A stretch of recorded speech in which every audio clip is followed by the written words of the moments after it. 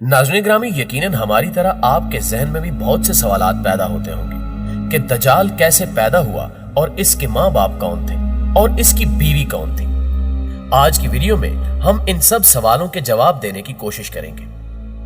दोस्तों, दज्जाल के बारे में बहुत से उलमाए कराम का ख्याल है कि वो एक इंसान है जो हजरत इब्राहीम अलैहिस्सलाम के दौर में मौजूद था और अल्लाह ने शैतान के साथ साथ दज्जाल की मौत को भी एक मुद्दत तक मुलतवी कर दिया और यही वजह है कि दज्जाल आज तक जिंदा है। लेकिन आज वो कहां है और वो कब जाहिर होगा, तो इसके बारे में अहादीस में मिलता है कि दज्जाल को एक नामालूम जजीरे में कैद किया गया है जिसका इल्म अल्लाह के सिवा किसी को भी नहीं है।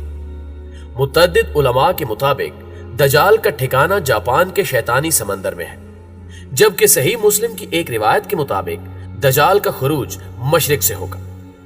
बहुत सी अहादीस में मिलता है कि दज्जाल कौम यहूद से होगा और उसके पैरोकारों में ज्यादातर यहूदी ही होंगे।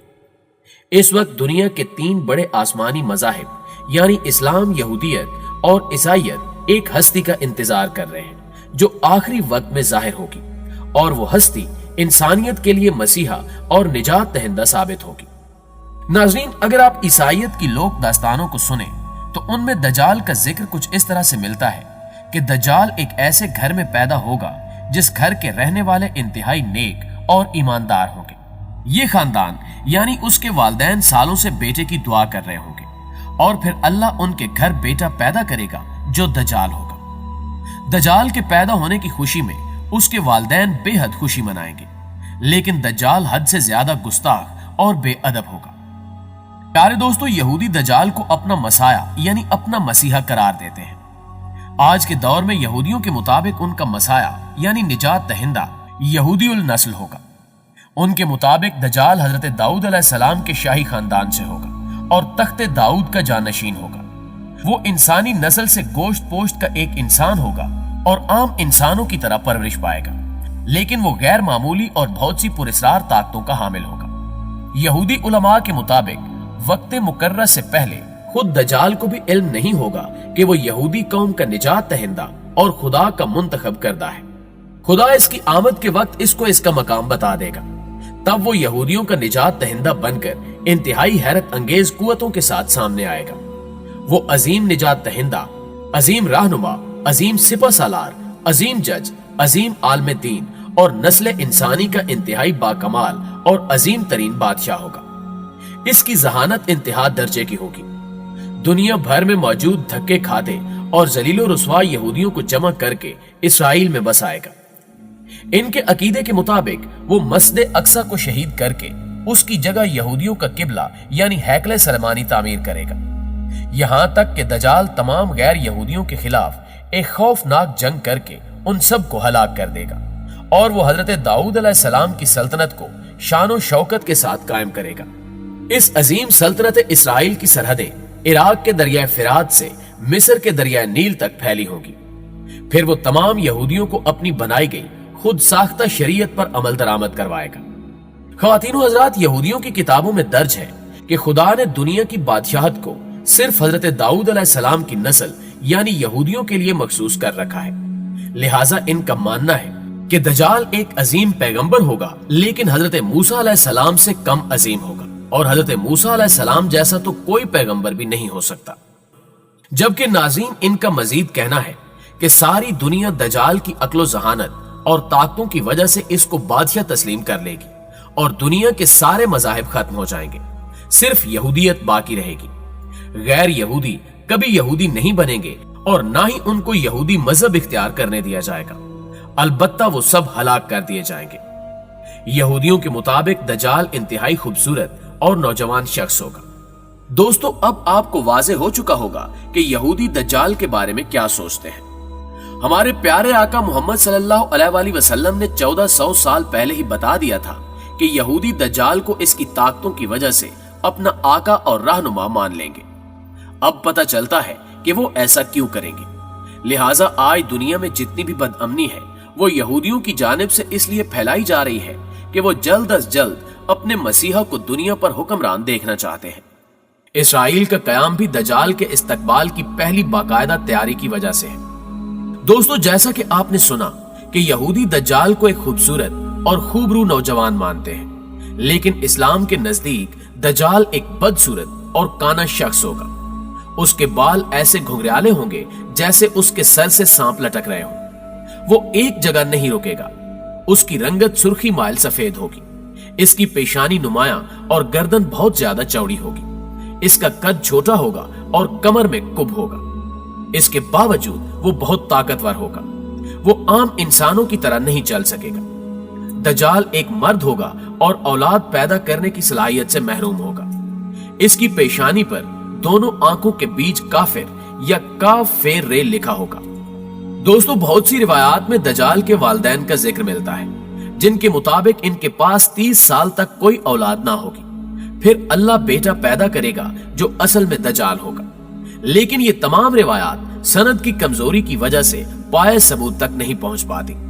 एक दफा इमाम बरजंजी ने दजाल के नस्ब के बारे में फरमाया था कि दजाल जिन्नात पर काबू रखता है।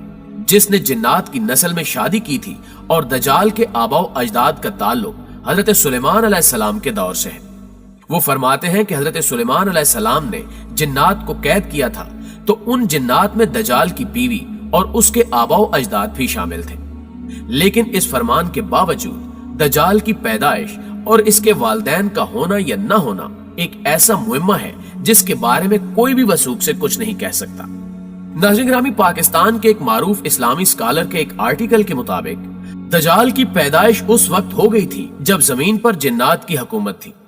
उनका कहना है कि दजाल इंसान, जानवर और जिन के मिलाप से वजूद में आया था, और जब अल्लाह ने इंसानों को जमीन पर भेजा तो फरिश्तों ने अल्लाह के हुक्म के मुताबिक जिन्नात और इंसानों के दरमियान एक पर्दा कायम कर दिया, जिससे इंसान और जिन्नात की दुनिया अलग अलग हो गई। फरिश्तों से जंग के बाद जिन्नात को मुख्तलिफ जजीरों में कैदी बना लिया गया था, लेकिन उनमें से कुछ जिन्नात ऐसे भी थे जिन्होंने फरिश्तों से बदला लेने का सोचा।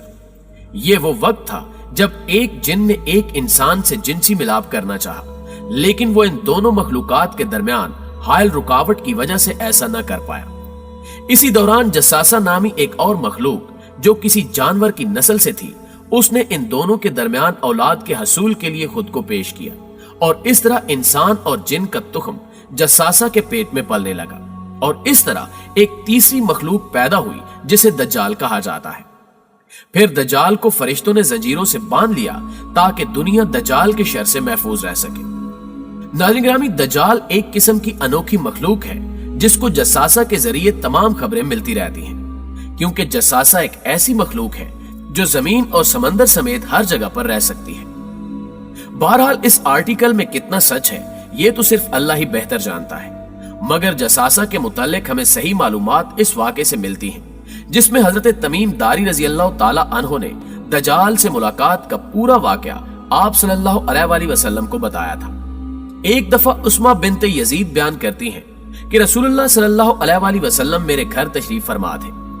आप सल्लल्लाहु अलैहि वसल्लम ने दज्जाल का जिक्र फरमाया कि उसके ज़हूर से पहले 3 कहत पड़ेंगे। एक साल आसमान की 1/3 बारिश रुक जाएगी और जमीन की पैदावार भी 1/3 कम हो जाएगी। दूसरे साल आसमान के 2 हिस्से की बारिश रुक जाएगी और जमीन की पैदावार 2 हिस्से कम हो जाएगी। और तीसरे साल आसमान से बारिश बिल्कुल भी नहीं बरसेगी और जमीन की पैदावार भी कुछ नहीं होगी। हत्ता कि जितने हैवानात हैं, खा वो खुर वाले हो या दाढ़ से खाने वाले, सब हलाक हो जाएंगे। प्यारे दोस्तों, बेशक एक दिन दज्जाल और दज्जाली निजाम का बिल्कुल खात्मा हो जाएगा। दज्जाल के खात्मे के बाद हजरत ईसा अलैहिस्सलाम इस हाल में होंगे कि अचानक अल्लाह ताला की तरफ से उनके पास ये वही आएगी कि मैंने ऐसे बंदे पैदा किए हैं जिनसे लड़ने की कुदरत और ताकत कोई नहीं रखता। तुम मेरे बंदों को जमा करके कोहे तूर की तरफ ले जाओ और उनकी हिफाजत करो।